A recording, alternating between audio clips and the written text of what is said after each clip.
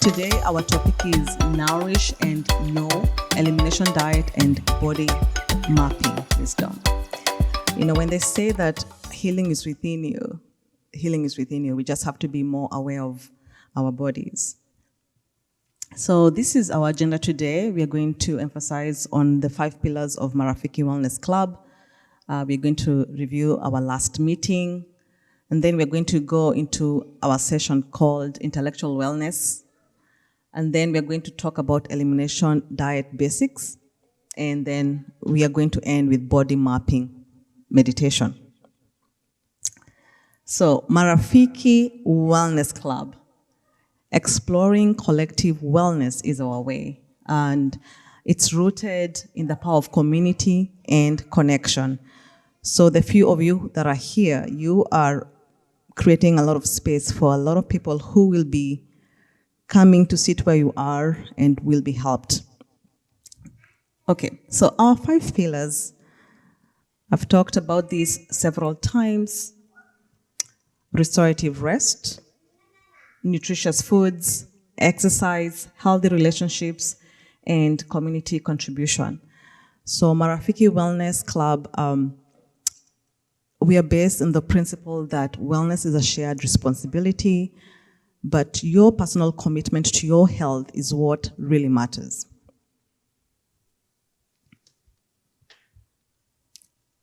So, last meeting we were about 15 of us, and it was really good. We discussed several things. We discussed on metabolic syndrome.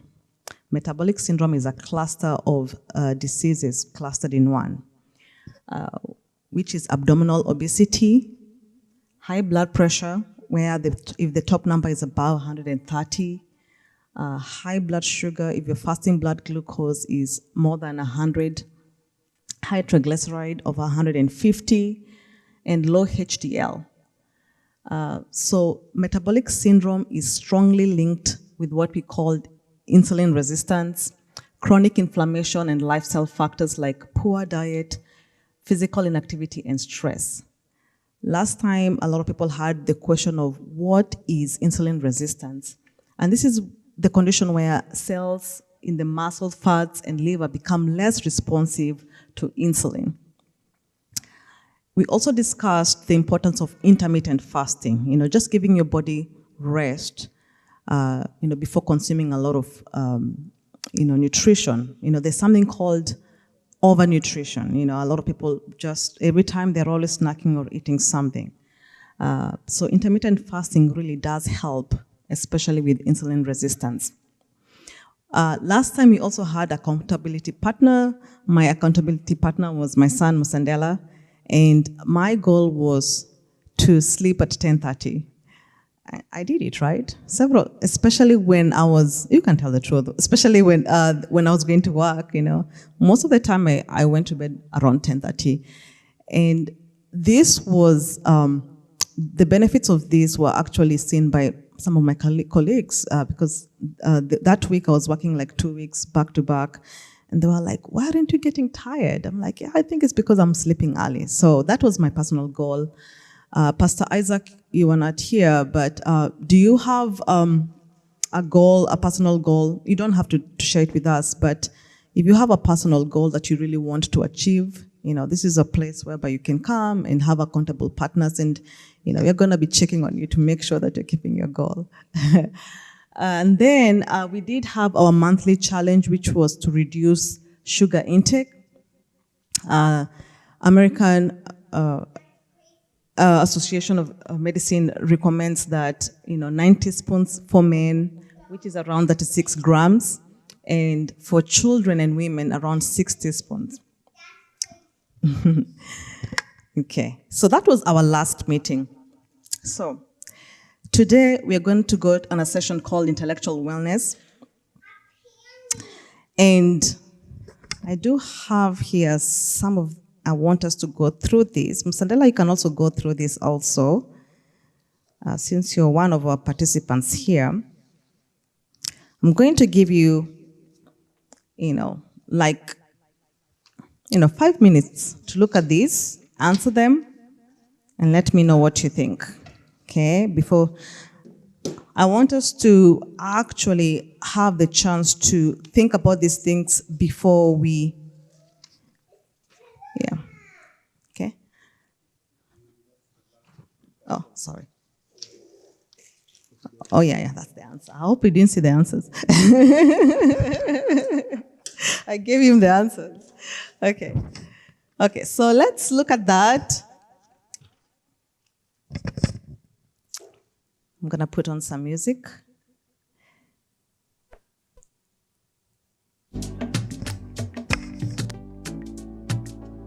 The foods to sensitivity patterns. So somebody has eaten some food and they start complaining that they have a lot of mucus and bloating and acne. What food do you think they ate? What food can you guess that they ate?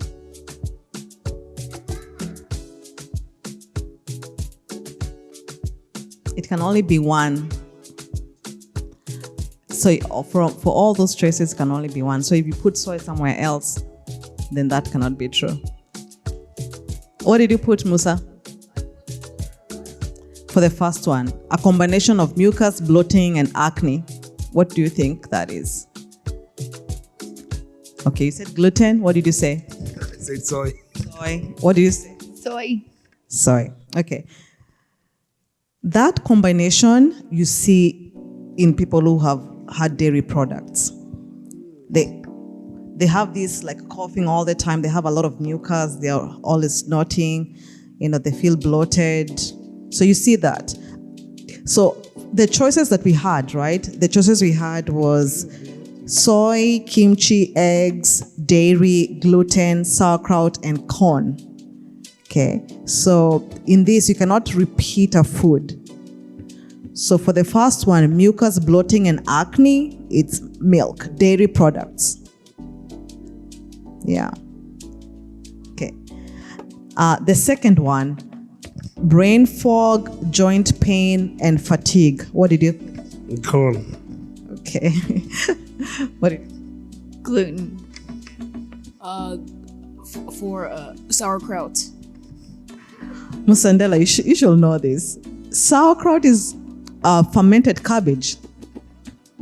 And fermented cabbage is really good for your gut. So that cannot be true. Yes. It's fermented cabbage. So it cannot be sauerkraut at all. So for this combination of sensitivity patterns, you'll see that in gluten. Okay.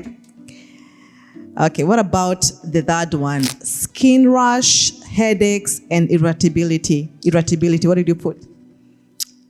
Kimchi. I put egg. Eggs. Okay. Kimchi is another healthy food. Kimchi is fermented cabbage. Also, the Koreans make this, and sometimes they put anchovies in it. It's very, very nutritious. Okay. So the message of today is you need to add kimchi and sauerkraut into your diet. No. Kimchi is a healthy food. So for that combination of skin rash, headaches, and irritability, you see that in eggs. Okay. The fourth one, cramps, gas, hormonal symptoms. I thought that was daily because of the gas. Soy. Dairy. Okay. So for that one is actually when a lot of hormonal symptoms, that is soy. Yeah. Okay, good.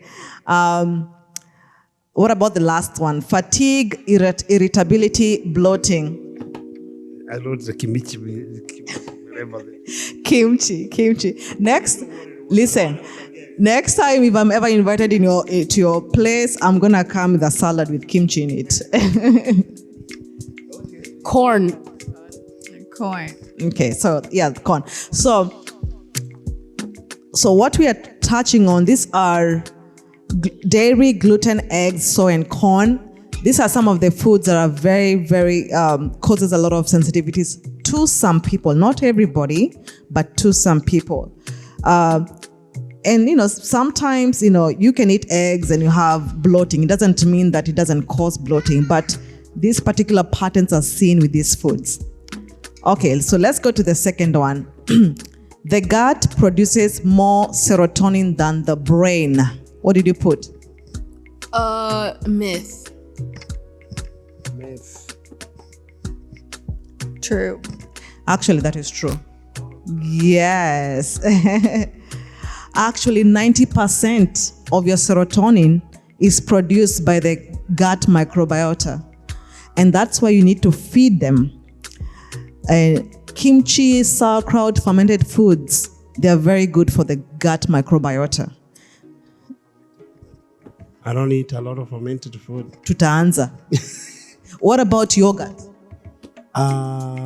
Because of the daily part, I take very little of it.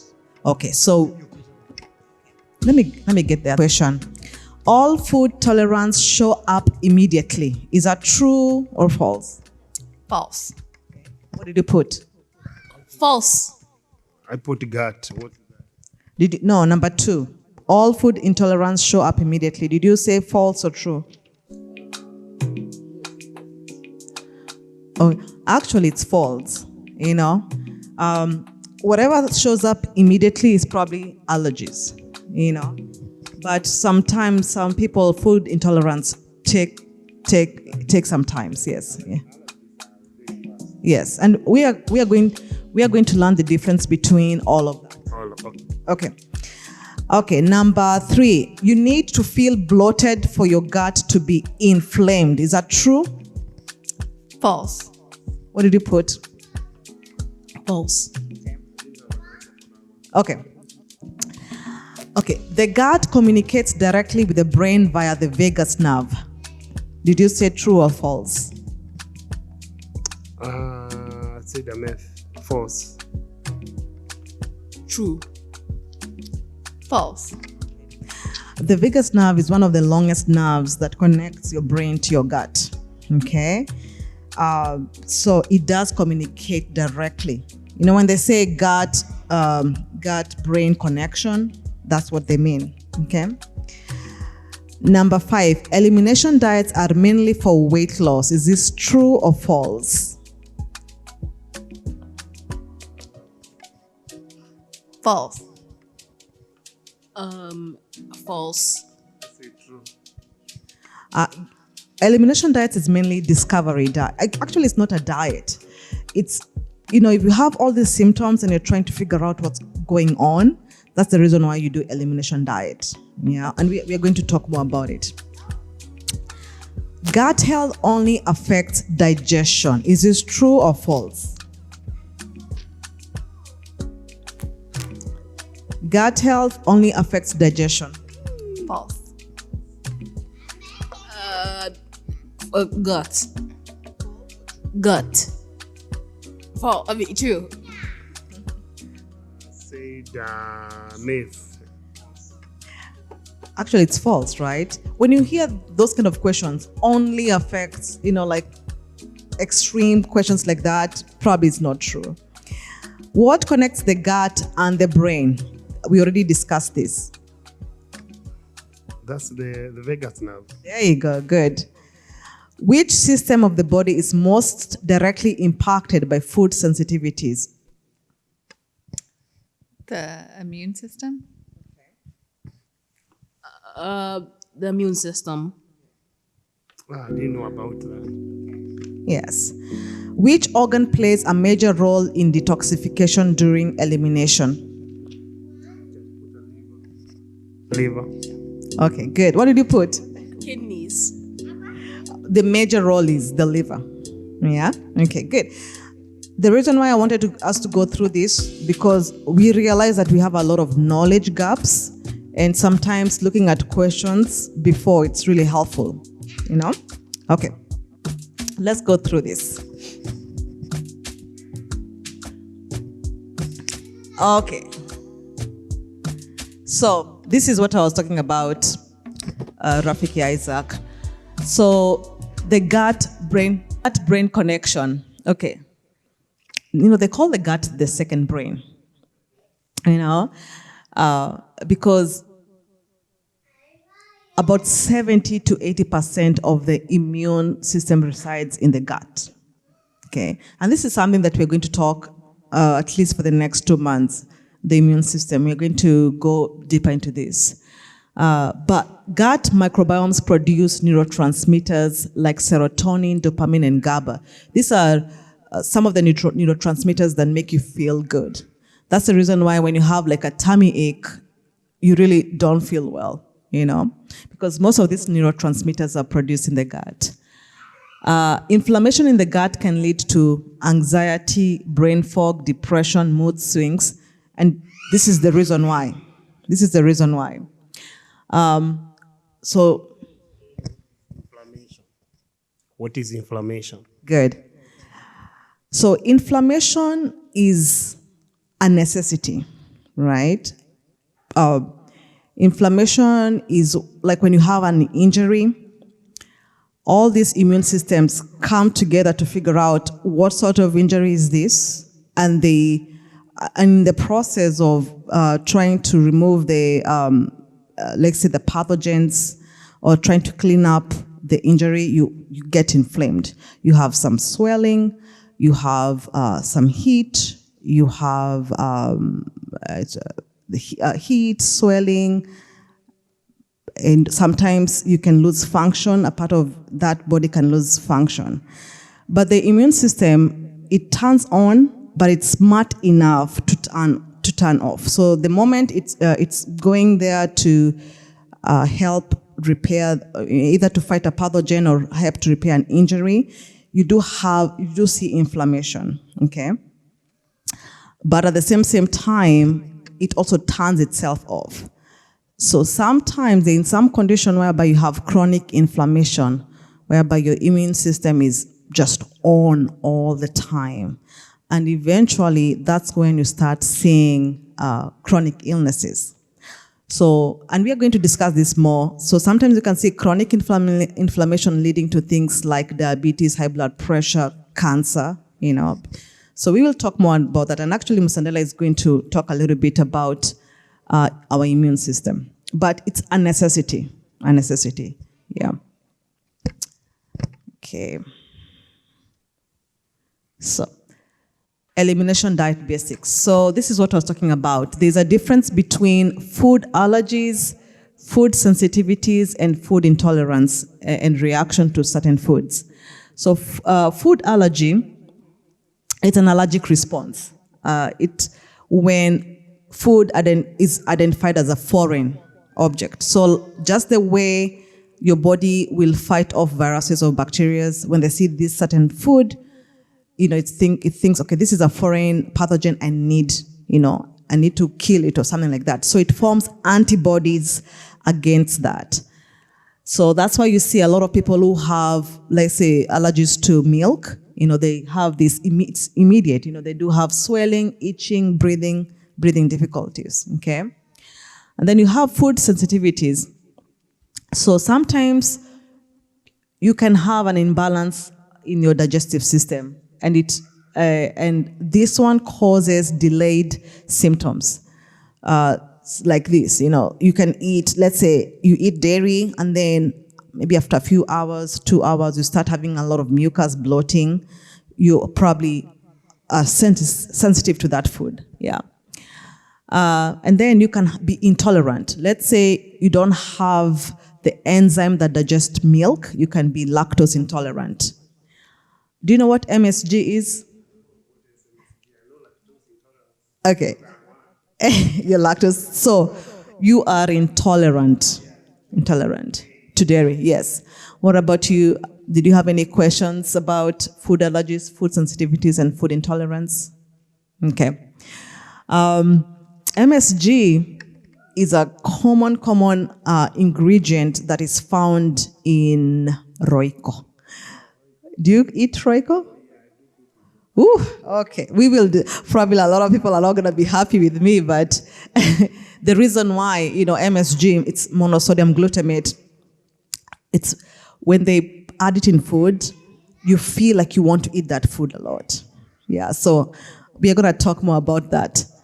So, and as I said, elimination diet is not actually to lose weight, it's mainly discovery. Okay? Discovery, yes. And Elimination is look like you're eliminating something from some system or something. and it's part of that, and we will discuss more about that. Yeah. So that is just the basic. So these groups, food groups, are the ones that commonly result to food sensitivities. Gluten, which is found in wheat, rye and barley, dairy, of course, milk, cheese, and yogurts. We have refined sugars, processed sweet soda snacks, soy, corn, especially high fructose corn syrup. We have artificial sweeteners, aspartame, sucralose, saccharin. We have processed seed oils. We have alcohol. Alcohol is actually not good. I know a lot of people drink alcohol. It's advertised. When you go to parties, people are always drinking alcohol. But alcohol actually disrupts your gut health and results to a lot of inflammation. Okay, so I'm gonna give you a little bit of work to see, let's see this. You can come here. I'm gonna give you different foods, okay? And we're going to see if you can see common foods. And you can get a pen, get those ones. Let's see if you can see common things that causes sensitivity. Let's see. It's a good exercise. Okay, so let's see that. You can look at that. Everybody has to have theirs. Let's see. No, sweetie. You're not gonna eat that. Okay. So look at that, write what you see. Look at that. I'm gonna give you Skittles. Rafiki Isaac, here. Look at that. Here's a pen. Because most of the time we really don't look at the ingredients.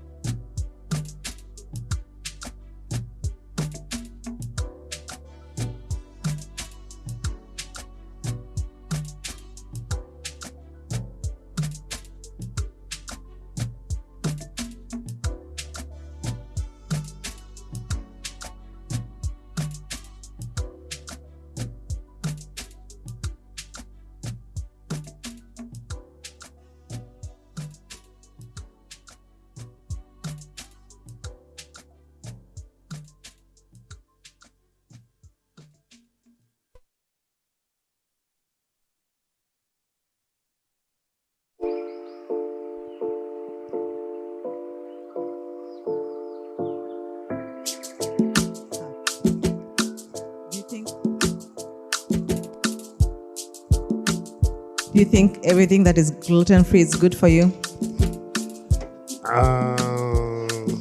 They advertise it gluten-free, so you like it. Do you want to write?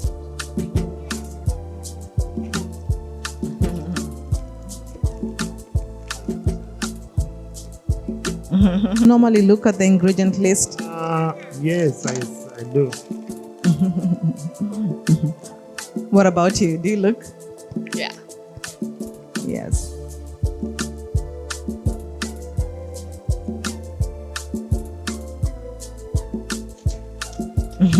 Like, look, I just wanted to look closely.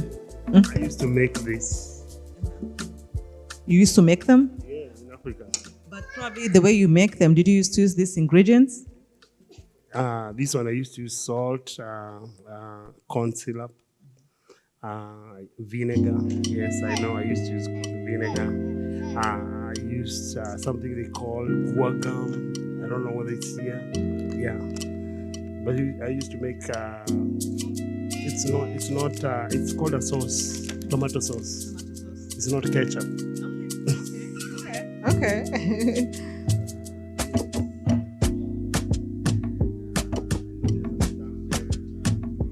Yes. So,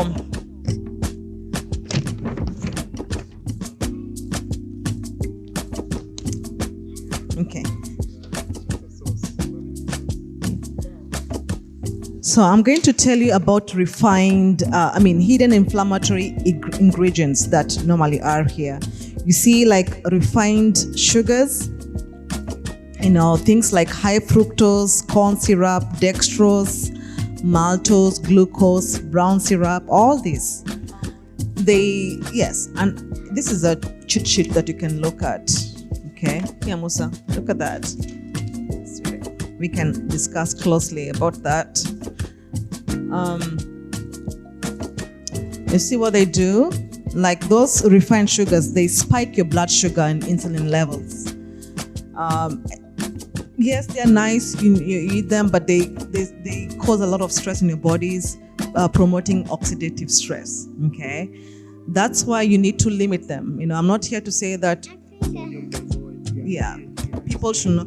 I'm just saying, especially if you have chronic illnesses, diabetes, high blood pressure, autoimmune diseases, cancer, you really need to support your body. Even neurological things, even autism, neurological things, you need to watch hidden inflammatory ingredients.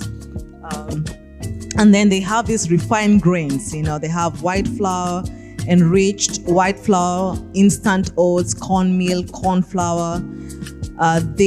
First of all, these things are low in fiber, and they can cause rapid glucose spikes and gut dysbiosis. Gut dysbiosis, you might hear something called leaky gut. Yes, so these kind of things can contribute to gut dysbiosis. You have a lot of bloating after you eat. And then something else, industrial seed oils. If you look at all these foods that I've put here, you're going to see a lot of soybean oil, corn oil, canola oil, sunflower and safflower oils. So this one, they are high in omega-6, and they promote an imbalance with omega-3. Hi. And then you do have food additives and preservatives. These ones actually make you crave foods, That's where MSG comes in. The monosodium glutamate was telling you that is rich in HCl, right? Did you see that? Yeah. The sodium benzoate, potassium sorbate, artificial food dyes. You see that? These ones have a lot of artificial food dyes, red 40, yellow 5, nitrates. Yes. They cause a lot of gut inflammation. The immune cells, they're like, what is this? It's not gonna kill you, but your gut gets really inflamed.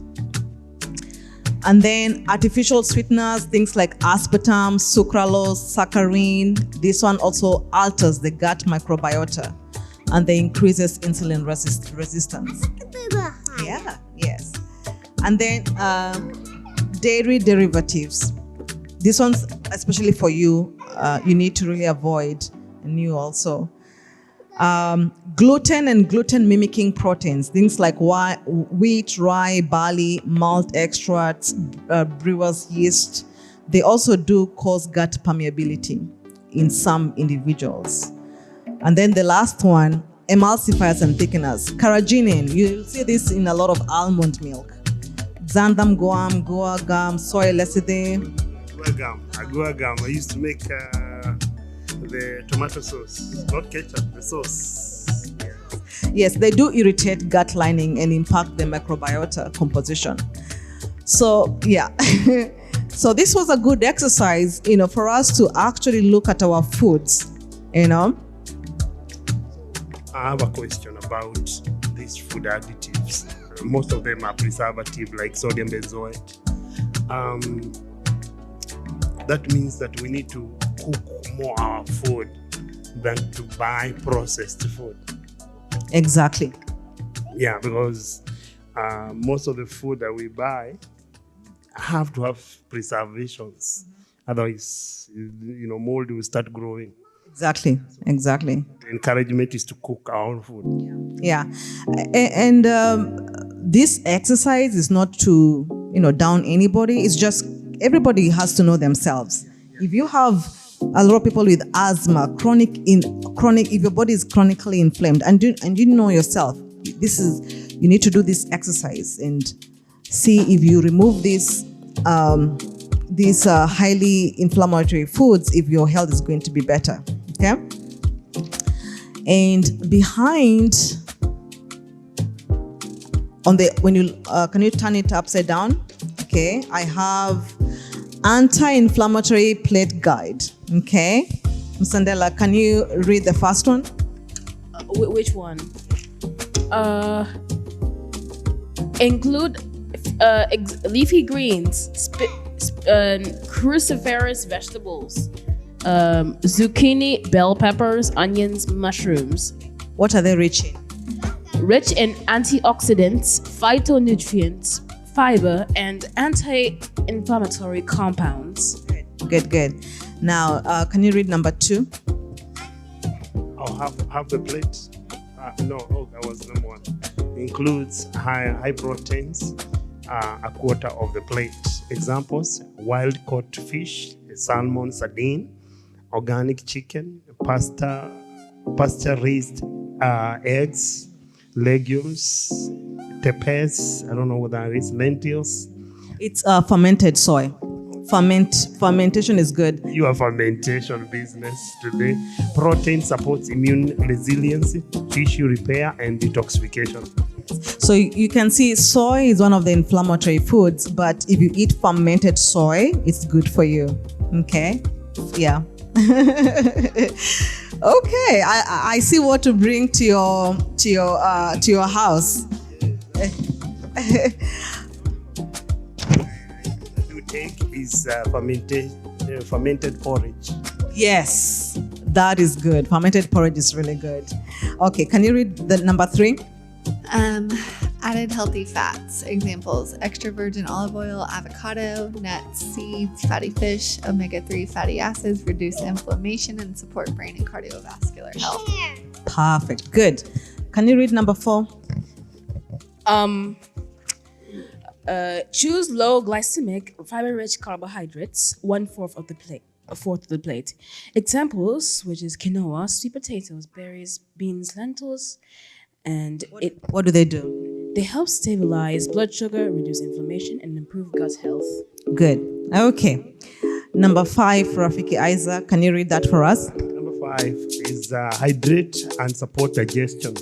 Drink filtered water, herbal teas, or bone broth. Include fermented foods, sauerkraut, kimchi, kefir, for gut support. I've taken this kefir business. Yes. So kefir is just yogurt, yeah. I did buy that. Good. So There's some tea they sell in some of the convenience stores that I think they have alcohol or something. kombucha? Yeah, kombucha also. Kombucha is good as well. Good. Yeah, it's good. It's good for you. First of all, it has reduced sugar. It has a lot of microbiomes that are good for you. Okay. Yeah. And then number 6, use culinary herbs and spices. Things like turmeric, ginger, garlic, rosemary, basil, and oregano. And number 7, avoid or reduce processed foods, refined sugars, trans fats, dairy if sensitive, gluten if sensitive, and alcohol. Okay? So you can take that home, okay, for your family. How do you eliminate refined sugar? Man, that's tough in America. It is tough, but I've done it. It's just being conscious and being aware and planning. That's the thing, planning.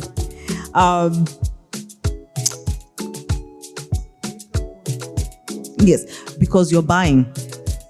It's because you're buying them. But if you say, okay, this week I'm going to be very conscious of what I'm eating. If I need to make the foods, I'm gonna make them beforehand. You can do that experiment. Yeah, you have to fight so hard. It's all about, exactly. But the thing is, it's how bad do you want it?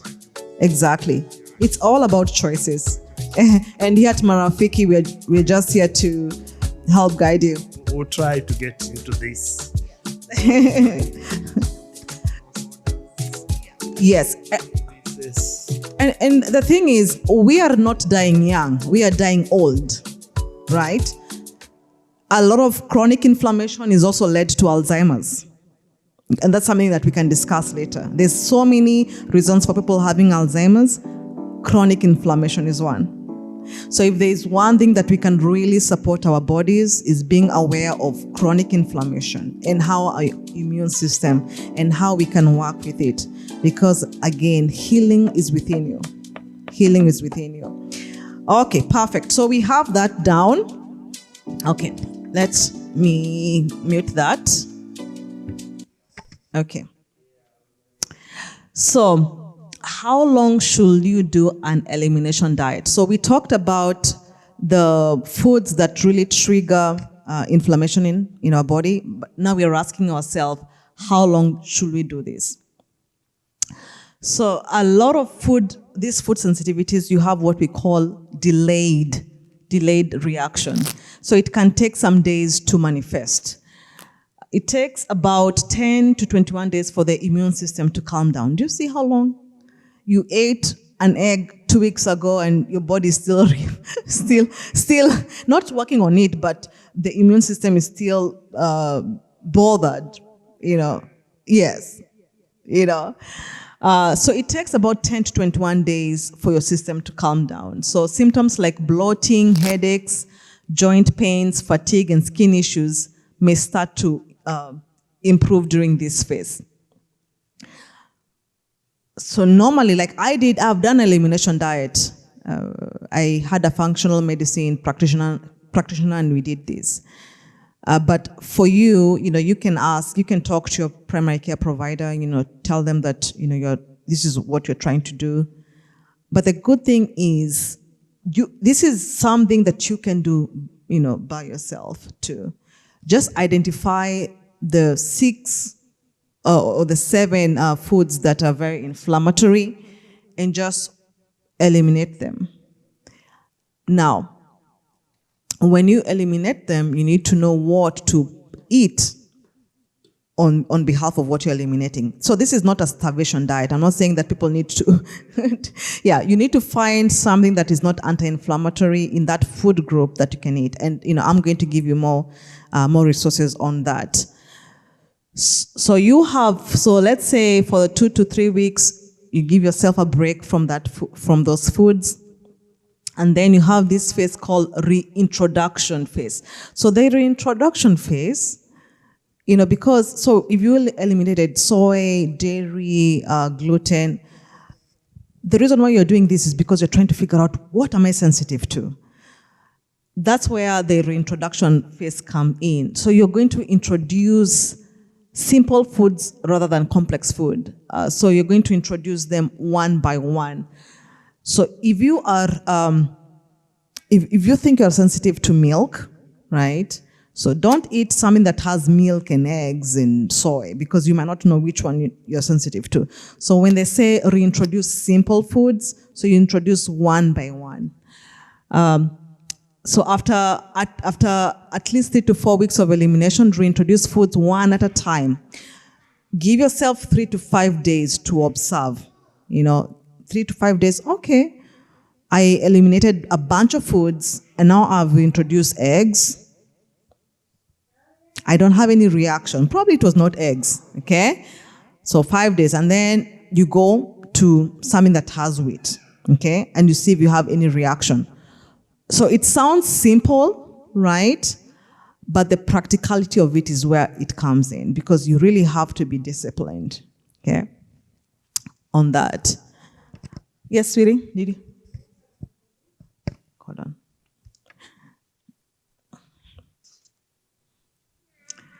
So why not shorter? Why not shorter? I mean, we discussed it, but why do you think, why not shorter when it comes to elimination? Instead of 2 weeks, why not eliminate for 1 week?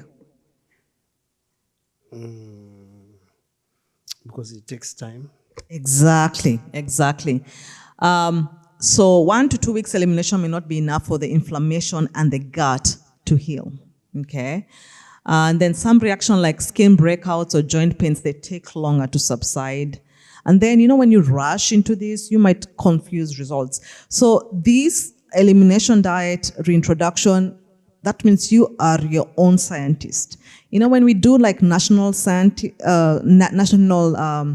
research, we take samples. Hi, come on, Rafiki. That's Rafiki Sibin. So when you do like national research, right? They don't take Q, Isaac, or Musandela as a sample. They take some people that you don't know, right? And then they generalize that research. This one gives you a chance to actually, you can have something to drink, can come and sit here. So this one actually gives you the chance to be your own scientist, to figure out what am I allergic to, things like that. So that's why this is very, very, very interesting.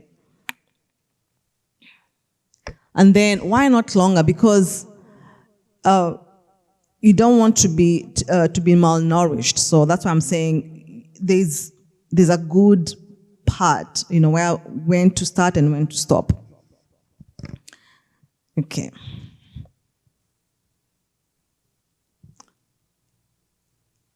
Okay. So this is where the healthy substitutes come in. So if you are going to eliminate all of these foods, we do have a lot of healthy substitutes. Okay, for gluten, you can have quinoa, brown rice, and the thing about America, we are so blessed that we do have a choice. Yeah, if it's dairy-free, we do have almond, but please, when you buy these foods, especially like almond milk, some of them have this carrageenan, it's an emulsifier. And, there have been research, I don't know if they are conclusive, but there have been research there that they do cause colon cancers or some sort of cancer. So just be careful when you are doing all these healthy substitutes to look at the hidden inflammatory ingredients, Sugar-free, we talk about monk sweeteners, stevia. We have soy-free. See you there, chickpea tempeh instead of tofu. Why tempeh? I don't know. It's fermented. Oh, okay. It's fermented because a lot of some people are allergic to soy, right? So, but fermented soy is good for you. Corn-free, we have cassava tortillas, artificial sweeteners. You can use stevia. We do have healthy oils, avocado, coconut. Also, we do have alcohol-free. You see the kombucha. Oh, yes. Yes.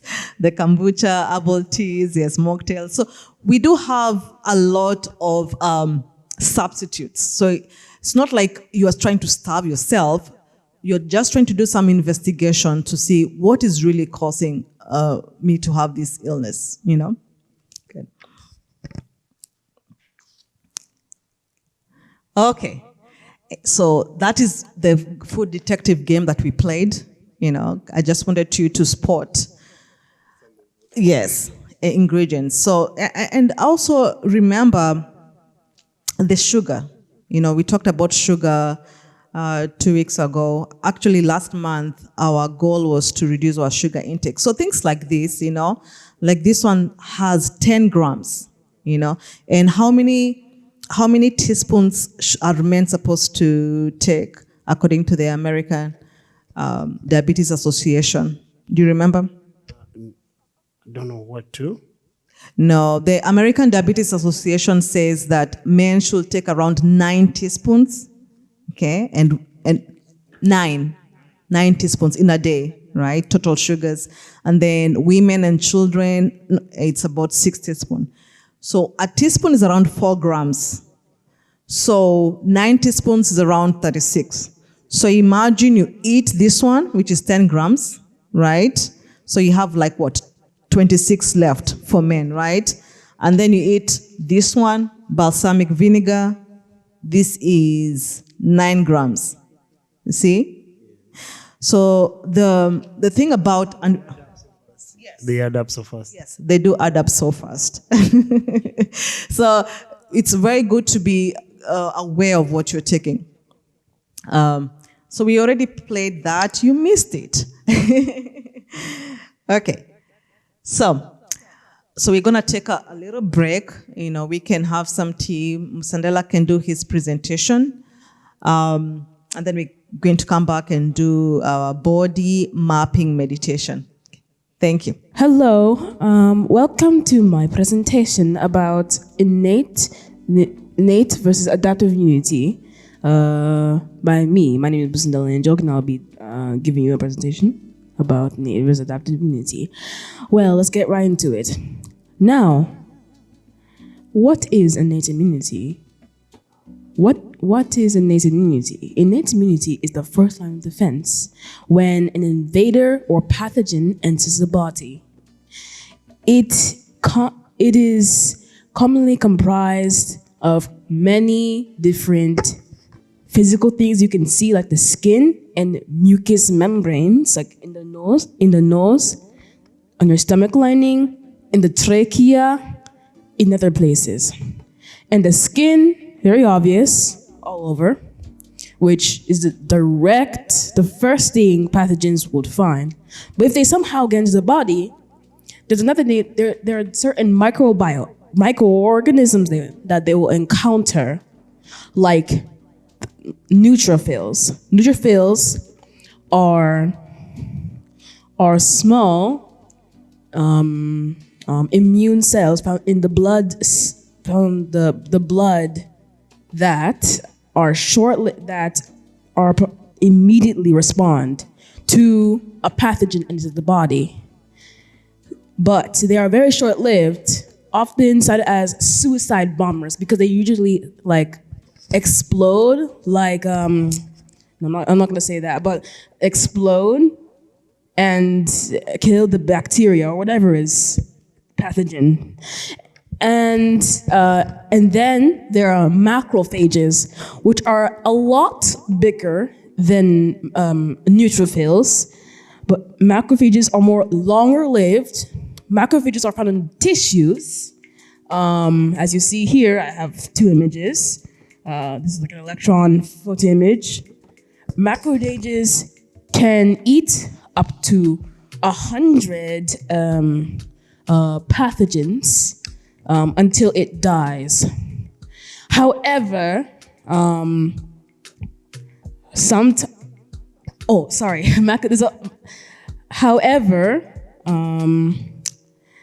that cannot always fix the issue. That's where the adaptive immunity comes into place. So I drew some arrows here. Now we have dendritic cells. In the process, in the midst of all the fighting, the dendritic cells come into play. Dendritic cells basically collect samples of the pathogens, of the bacteria or viruses or whatever, antigens, which are small things on the attacker cell's body. I don't know how I'm supposed to describe them, but they do eat them. You see in this image, they are carrying a bacteria or pathogen carcass, and they're present, and then they go to the lymphatic system, which is a system made for body cleaning, but also transports certain cells like T cells and B cells and white blood cells and other cells. Okay, so they present it to this T cell, and the T cell takes it, and then but they have to find the right T cell, or what my mom says, naive T cell that is still in training, I guess, or a T cell that matches the antigen. So when the dendrite meets that T cell, it will the T cell will effectively clone into two groups: effector, so right here, effector T cells and memory T cells. Effector T cells join the battle and would also call other attacker cells, namely white blood cells. And then memory T cells would carry the way memory T cells will effectively remember or memorize, will take an account of the pathogen for future reference. How they would do this, I know. How they would do this is that, okay, you can't see, it's too small, but on the memory T cell, they have a sample of the antibody, which we'll be talking about in B cells, but they carry a sample of the antigen, the antibody that is made for that specific pathogen. Well, anyways, what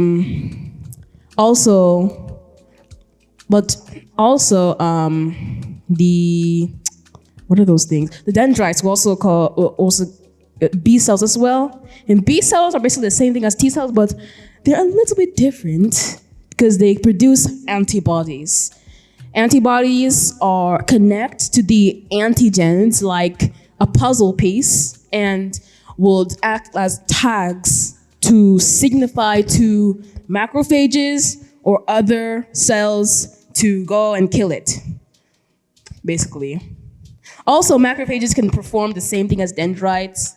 This process, it's called antigen-presenting cells, and macrophages can do the same thing as dendrites, but dendrites are more specialized in what they do. And then, after T cells and B cells, which, I forgot to say, is a part of the adaptive system, which is the second line of defense.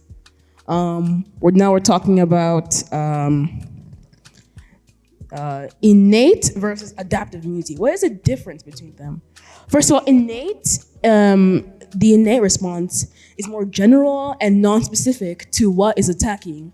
It's like, let's think of it, the walls to a kingdom, and the adaptive system are the ones that would build the walls, kind of, or help the walls. And the walls, that's a bad analogy. I can't, but still. And then, but adaptive immunity is more specific and creates specific antibodies for the enemy. The innate immunity is present since birth, while adaptive immunity is acquired from exposure or vaccination. Innate immunity is the first line of defense, while adaptive immunity is the second line of defense, like I said over here. And finally, innate immunity does not have a memory, while adaptive immunity does have a memory, which makes sure that the body, when the body is exposed to this pathogen again, the same pathogen again, it will not get sick. Since like I said, the memory B cell having antibodies on the cell wall, it already knows what to do. And then there's more on dendritic cells, which are like the bridges. Yes, there's more on that. It's like a whole diagram of what adaptive immunity. Okay, so this we will be learning for the. If I knew that when I was his age, I think I'll have become an immunologist. But this is good, Musandela. You really gave us like a breakdown, and he's going to present this also in June. So he will be better presenting this in the next few months. So I'm really proud of you. Every time you're getting better. Good. Yes. So this is a miracle. You do have this in your body, but it's really good for us to become more aware of what really goes on in our body. So let's grab something to eat, and then we can go to our next session. Okay, good. Thank you. Okay, so let's do this body mapping meditation. Okay, what is meditation? Meditation is the moment you take to reflect on something. Yeah. Okay. What do you think meditation is, Musa? We can eat that later. Meditation is time where you let go of your thoughts, I think. Is it easy to let go of your thoughts? Meditation? Is it easy to let go of your thoughts? It's the it's mind, calmness, nothingness. Well, you guys have superpowers, because letting go of thoughts, it's difficult. It's just like telling your heart to stop beating. It's kind of like difficult. The kind of meditation I'm going to introduce you to has nothing to do with letting go of your thoughts, because your thoughts are going to be there. The kind of meditation that I'm going to introduce you to is just being aware of your thoughts, being present with your thoughts. Whatever your thoughts are, just being present with them. That is what body mapping meditation is. And body mapping meditation, as it said, mapping. We are going to start from the head, going all the way to the toes. We are going to map your body. The reason why we do that is we are giving our mind something to do. Because as you know, if you're just thinking if I tell you, let's visualize an ocean, you're going to start creating thoughts, right?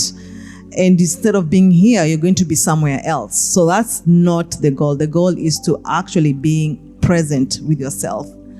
And then something else that I'm going to talk about is mindful breathing. So mindful breathing is breathing using your diaphragm. Okay? Most of the time when people breathe, they use a lot of accessory muscles. They use a lot of accessory, abdominal breathing is you're actually breathing with your diaphragm. You're being aware of your diaphragm. When you breathe in, it's like you're feeling air into your lungs. So when you breathe in, automatically, everything expands. Okay? And then when you breathe out, everything goes in. So right now, let's relax our legs. Okay? Sandela's not eating now. Okay? Be here. Okay? I want us to do something called, and sit up straight. Good. I want us to do something called 4-7-8 breathing. 4 means taking in four breaths. 7, holding your breath. 8, breathing out 8 breaths. Okay. So periodically I will say 4-7-8, and that's what you do. But when we're doing this meditation, you can breathe in as you breathe. But when I say that is just pulling your attention to your breathing.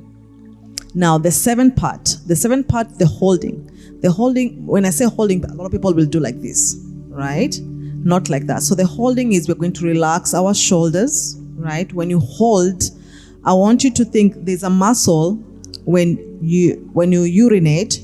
When I say hold your urine, you can hold your urine. That is the muscle that you're going to focus on when I say hold. Okay, 7. So 4 is breathe in 4 times. 1, 2, 3, 4. Hold. 1, 2, 3, 4, 5, 6, 7, and out. 1, 2, 3, 4, 5, 6, 7, 8. When you breathe longer, what it does, it relaxes your parasympathetic system. Parasympathetic system is a part of the nervous system that helps you relax and digest. Okay, and that is what we want to call on. When you breathe out faster, you kind of start stacking up your breath, and you don't want to do that. Okay. Any questions before we begin? No, I'm good. Any questions? Very good. Did you understand the 478? Okay.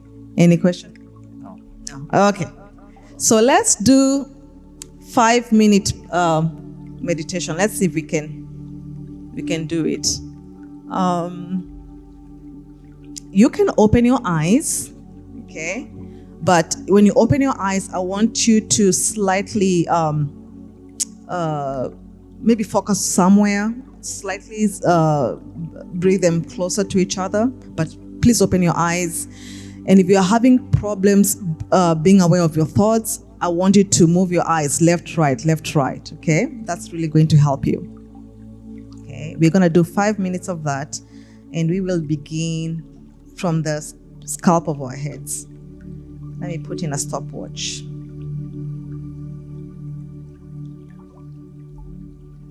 Timer.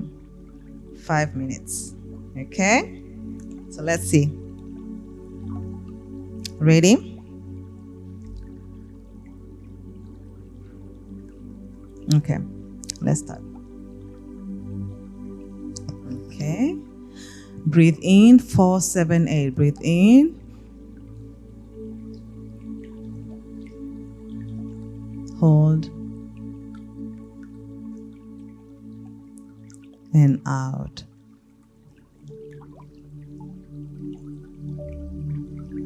Breathe in. Hold.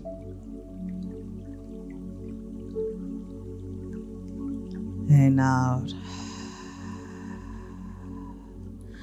We're going to start on your head. If there's any tension, see it going away. Scan your forehead, relax your forehead.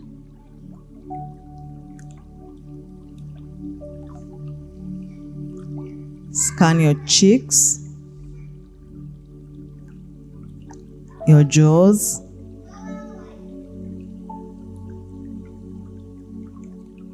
relax. 4, 7, 8. Breathe in. Hold.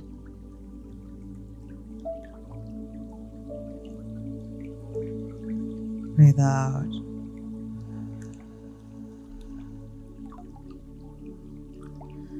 Let's go to our neck and our shoulders. You can move them. Release all tensions in the shoulders.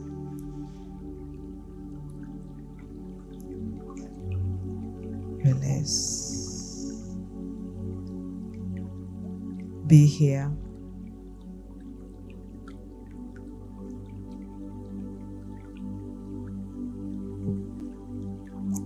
Four, 7, 8. Breathe in. Hold. Breathe out.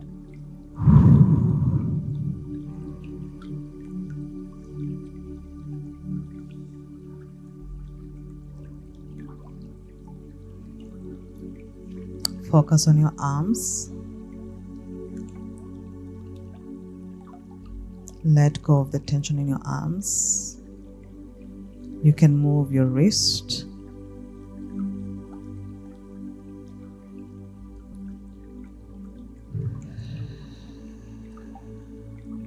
Focus on your chest.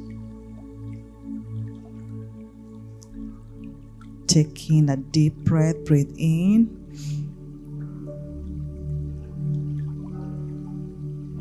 Hold.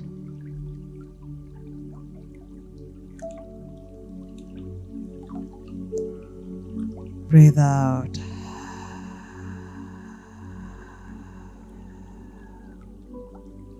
Breathe in. Hold.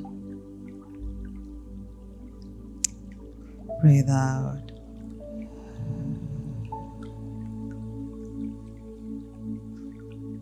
Let's go down to our stomachs.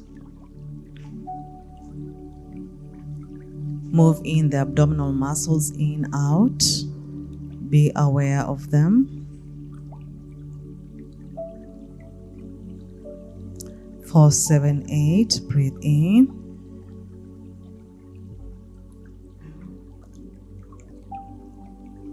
Hold.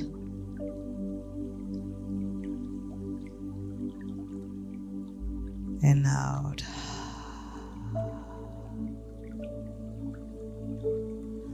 Breathe in.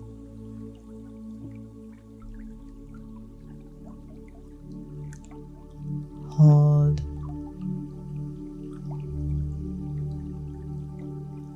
Out.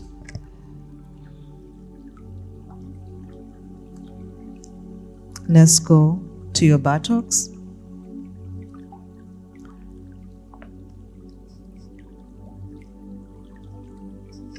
Squeeze and release. Squeeze all the tension out. 4, 7, 8. Breathe in. Hold. And out.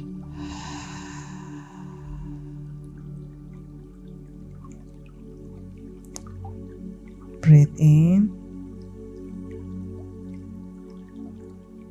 Hold. And out. Lastly, let's go to our legs. Squeeze your thighs. Squeeze your calf muscles. And let go. Again, squeeze your thighs. Move your ankles. Okay. 4, 7, 8. Breathe in.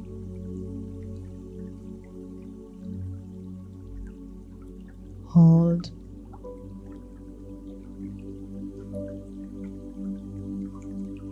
And out. Squeeze your whole body up, shoulders up. Create tension in your body. Let go. One more time. Squeeze, squeeze, squeeze, squeeze. Let go. Okay. That is what body mapping meditation is. For those 5 minutes, it really allows you to come back into your body, because this is where your healing is. And the purpose for all of this is bringing awareness to your body, being cognizant of what you put in your mouth. That is the reason why we are here. Okay? Good. Wonderful, wonderful, wonderful. Okay. So, can you tell me briefly if you had any experience from that? For The body mapping meditation, or even today? I think the body mapping, that one, you feel the calmness of the body. It's something I've never done. Maybe I'm concentrating to mental part, not much of the body and the breathing. Your body, see, like all these things that we are learning, right? Our mind cannot even fathom that. The body has a divine intelligence. Our body thinks, our mind thinks that it knows, but no, your cells know, your immune cells know. So, anything else that you learned from today's meeting? Yeah, about the sodium benzoate, the food preservatives that we need to just be aware of, and the sensitivity of some of the foods and how long it takes. Yeah, I learned that today. Okay, good. Wonderful. Okay, what about you? Anything that you learned today?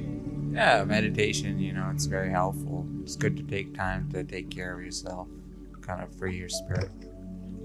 Good. Wonderful. Musandela?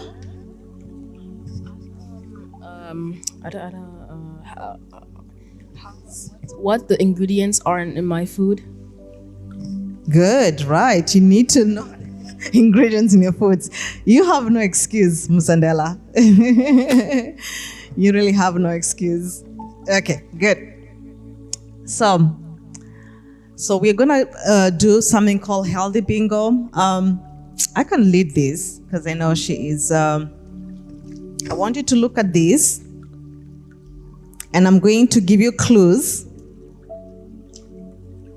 And the first one to feel this, they need to yell bingo. Okay? I'm gonna give you health clues. Here, Musa. You have a pen? You have a pen. There you go. Okay. I'll give you different clues for this. Food is rich in probiotics and bubbles.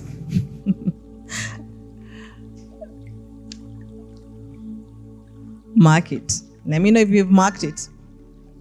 You know how to play bingo? Bingo, if you can answer most questions like in one line or diagonal, then you yell bingo. Okay? So did you mark that? You did? Okay. Yeah. This liquid gold made from simmered bones helps soothe the gut. Huh? The first question? Okay, sorry. What type of food is rich in probiotics and bubbles?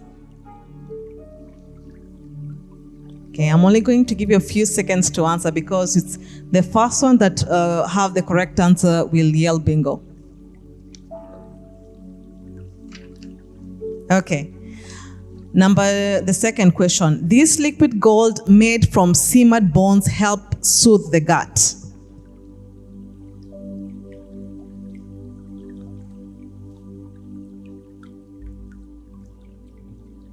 Okay. So the first one to answer all questions need to yell bingo. Not all questions, like in a line. If you have correct answers in one line or diagonal, yell bingo.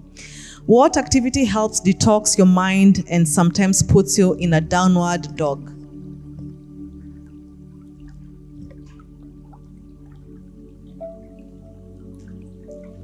What habits help flush toxins and tells you your gut is moving right?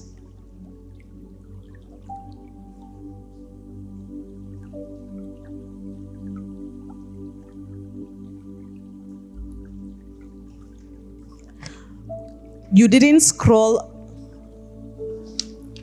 Let me pause that music. Walked or breathed instead.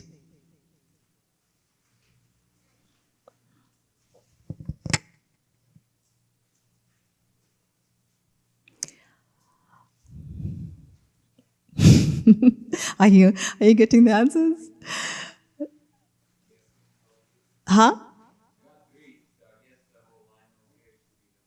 Oh, okay. But you didn't get 5, right? Okay. You made a rainbow plate with whole foods today. Bingo? You got bingo? Let me see, because I'll tell you, I don't think you're right. Which one? No, Musa. No. Some of them were wrong. Okay. You got tomorrow's meal ready today. You are a future. You are your future's you as hero. Let's see. You pooped. Okay, good. Meal prepped, walked outside. Gratitude. No, there's no gratitude practice.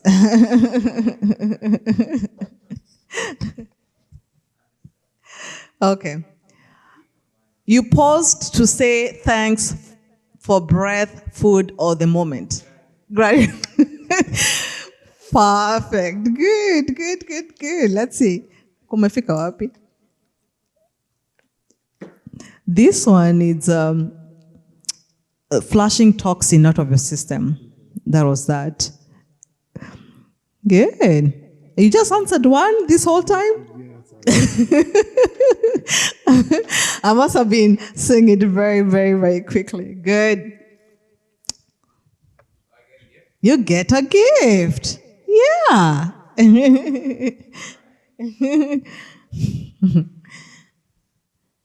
And you get a gift for coming first. Here. Yes. Yes, yes. Huh?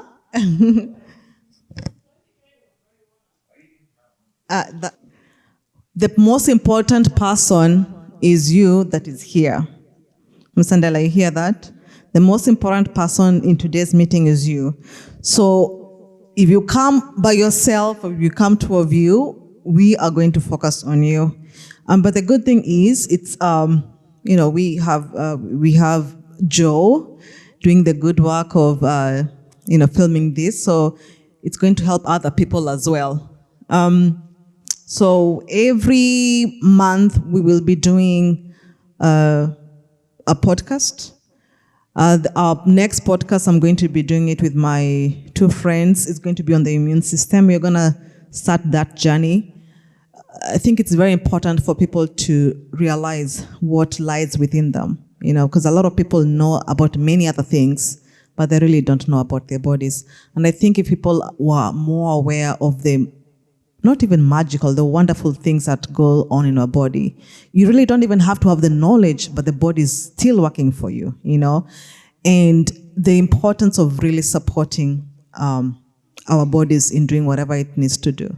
As I said, we are dying older nowadays. We're not dying young, and you don't want to be in your 50s and you have joint pains, all these things going on. But even before if you have any of these symptoms, it's good to see your primary care provider first, because they need to check if there are other reasons why you're having these symptoms. And then if they rule out thyroid issues, heart issues, diabetes, then probably if you're having a lot of issues when you eat, bloating, joint pains, then you can do this elimination diet. It's not actually a diet, it's mainly investigative to figure out if what you're eating is causing all of these things to happen. On May 10th, we will do a walk at Mitch Park. So I'm going to let the other people know that. May 10th at 10 o'clock, 10 a.m. Okay?